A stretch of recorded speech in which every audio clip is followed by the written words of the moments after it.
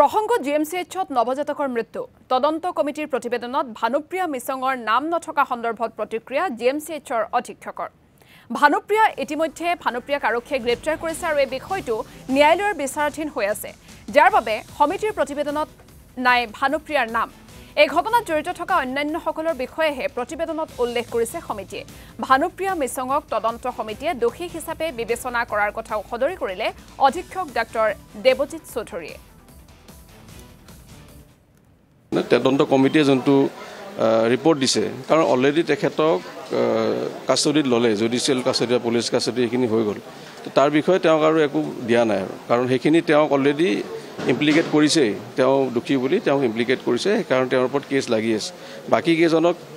আৰু কোনোবা আছে নেকি চাবৰ কাৰণে দিছিলে মন্তব্য দিয়া নাই তেওঁলোকে অলৰেডি তেওঁক ধৰি লৈছে তেওঁ দুখী বুলি আৰু বাকী কেইজনক কি আৰু বাকী এক্সট্ৰা কাৰ আছে এজনক দুখী বুলি ধৰি ল'লে আৰু কাৰোবাৰ যদি এক্সট্ৰা দুখ আছে নেকি তো সেইটো বাৰু দিলেই আমি কালিতো গম পালেই আৰু তেওঁলোকৰ প্ৰতিবেদনত একো লিখা নাই সেই তেওঁৰ সময়ত লিখা নাই তেওঁ অলৰেডি এষ্টাব্লিছ কৰিছে আৰু কোৰ্টে কৰিব সেইটো কাৰণ কোৰ্টৰ মেটাৰটো আৰু এওঁলোকতো এজন এডিশ্যনেল চিফ ছেক্ৰেটাৰী এজন আমাৰ ডাইৰেক্টৰ মেডিকেল তাৰপিছত এইমছৰ হেড তেওঁলোকেতো আৰু বেছিকৈ জানে কথাবিলাক তেওঁ সেইকাৰণে কোৰ্টৰ মেটাৰত একো মাত দিয়া নাই এইটো কোৰ্টে ডিচাইড কৰিব